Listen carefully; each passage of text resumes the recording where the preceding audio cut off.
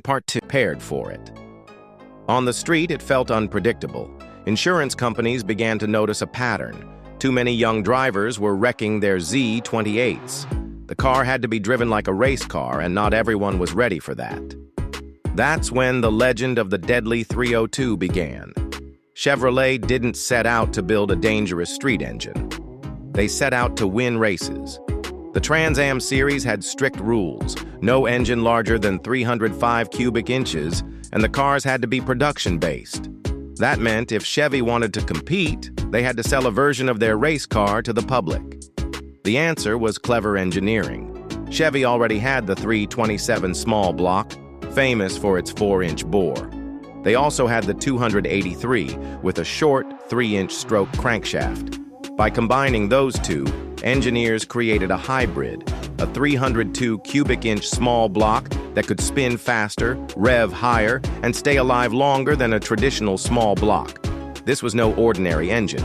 Chevy fitted it with forged pistons for strength at high RPM, a solid lifter camshaft with aggressive timing, high-flow heads with oversized valves, a high-rise aluminum intake manifold, and of course the now famous double-hump heads, which enthusiasts still hunt for today. On paper, Chevrolet rated the 302 at 290 horsepower at 5,200 RPM. But that rating was a lie. In reality, the engine's true power came alive at 6,500 to 7,000 RPM, where it made closer to 350 to 360 horsepower. Chevy deliberately underrated it for two reasons. One, insurance companies. By keeping the number under 300, Chevy avoided scaring buyers away with high premiums. Two, racing rules. Trans Am required that engines be production rated within reason. Chevy's conservative figure kept the 302 eligible. The result? A wolf in sheep's clothing.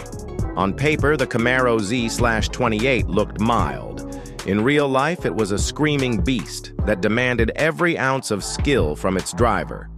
But here's the problem. Chevy had to sell these engines to the public to qualify for racing. That meant teenagers and young enthusiasts with little racing experience were suddenly driving what was essentially a race engine with license plates. And that's where things got deadly.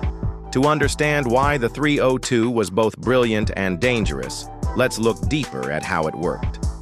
The short-stroke crankshaft was the key.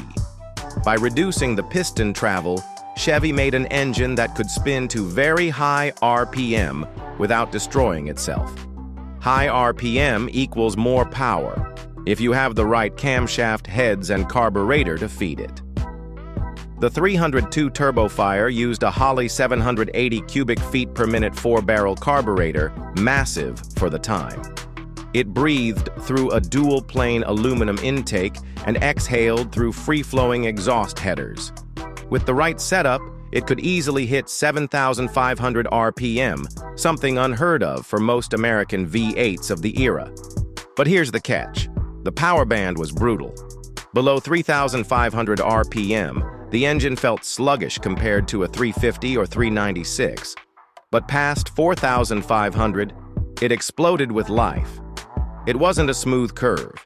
It was a wall of power that hit like a sledgehammer.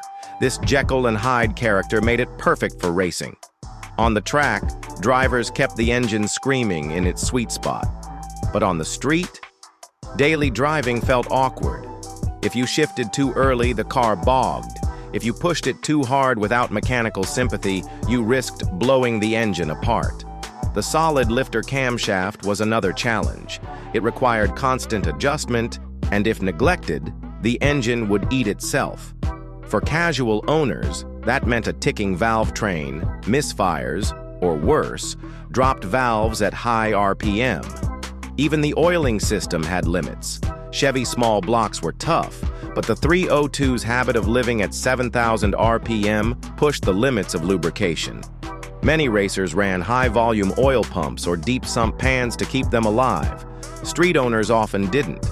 This is why the 302 earned a reputation as a time bomb.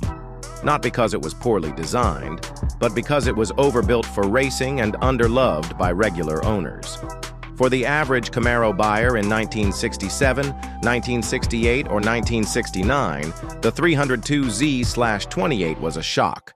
Unlike the SS 396 or Chevelle big blocks, which made tons of torque off idle, the 302 felt weak in stop-and-go traffic. Around town, it acted more like a four-cylinder than a V8. Drivers had to rev it hard just to keep up. But the real danger came when inexperienced drivers pushed it. Once you crossed 5,000 RPM, the engine screamed like a banshee. Suddenly, the car was alive, surging forward with a violence few street cars could match. Teenagers bought them, hot rodders bought them, and too often the result was disaster. Engines grenaded when drivers over-revved. Cars spun out when power hit mid-corner. Insurance companies began blacklisting the Z/28. And still, enthusiasts loved it. Why? Because it felt like nothing else on the road. It was a race car for the street. The real reason Chevy built the 302 was to dominate the SCCA Trans-American Sedan Championship. Better. Thanks for watching. Bye-bye.